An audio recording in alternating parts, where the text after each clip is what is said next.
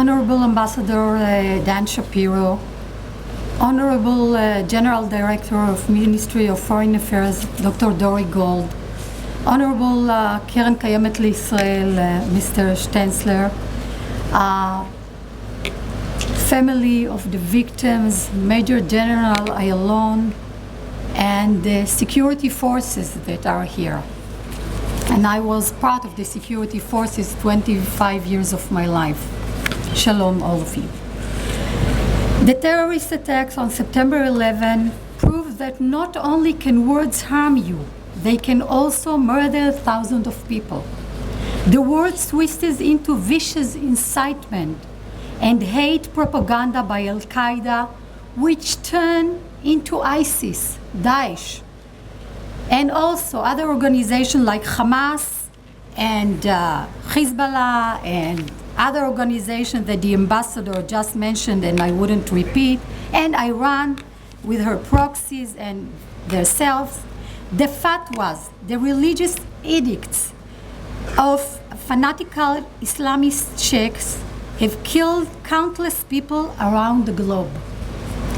I dedicated many years of my life to first-hand research into the mindset of the terrorists.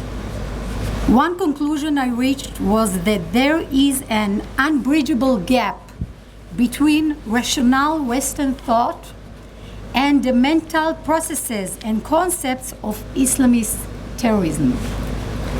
Whether we realize it or not, today on the anniversary of the Second World War, we are in the midst of the Third World War, fought by Sunni and Shia Muslims. Unless steps are taken, the entire Western world will be collateral damage. The war is perhaps symbolized by hallowing black and orange, the black of the ISIS flag and the orange jumpsuits of its beheaded and burned victims. However, behind the symbols, there are hundreds of thousands of civilian casualties, the killed and maimed, women forced into sexual slavery, children deprived of schooling and medical care, and millions of refugees created by the war who are not considered sensational and go unreported. Islamist terrorism is a plague that is spreading unchecked, and the entire free world, including the United States and Israel, cannot assume it will go away if we ignore it. Long before the attack on September 11, Islamist suicide bombers were blowing themselves up in Israel's buses, markets, discotheques, malls, and restaurants. The apathetic response of the global media and the indifference of Western government paved the way for terrorism to become more daring and ruthless. The terrorist attack on September 11 also showed the courage and the selflessness of New York's police and firefighters and other people that gave help and support the victims and the families. We must not lose their lives, those who lost their lives in heroic attempts to save victims. And even after that, we must not forget that destruction of the countries in the Middle East, to say nothing of the attack of Buenos Aires, Madrid, and London, and all the work of the Sunni Shia desire to destroy the West and its values, history, and ideology, and shatter the monuments of ancient civilizations. We all owe enormous debt to the United States, which throughout the history has fought evil and still lift the lamp to those yearning to breathe free. We will soon celebrate the Jewish holidays of Rosh Hashanah and Yom Kippur. Rosh Hashanah symbolizes optimism and hope for a better and safer new year.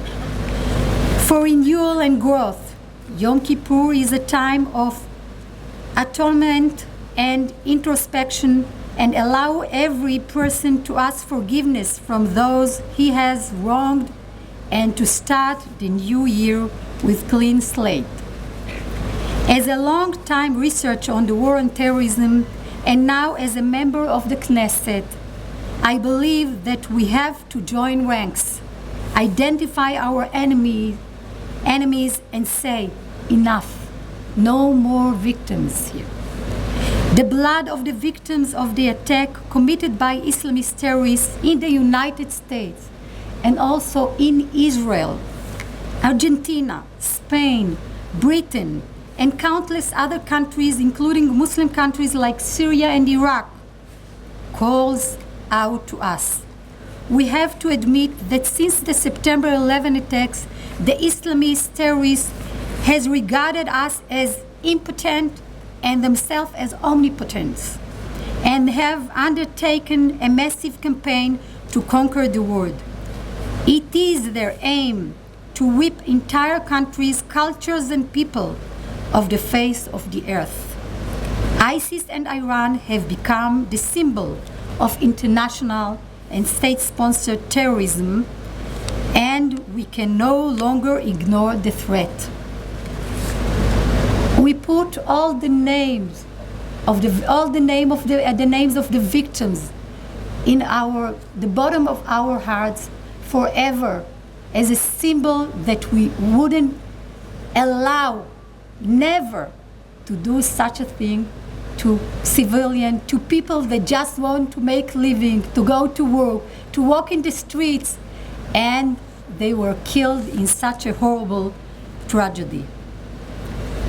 We are with you. You have all of the empathy of the state of Israel and the people of Israel that suffer from terrorism on a daily basis. United we stand, divided we fall.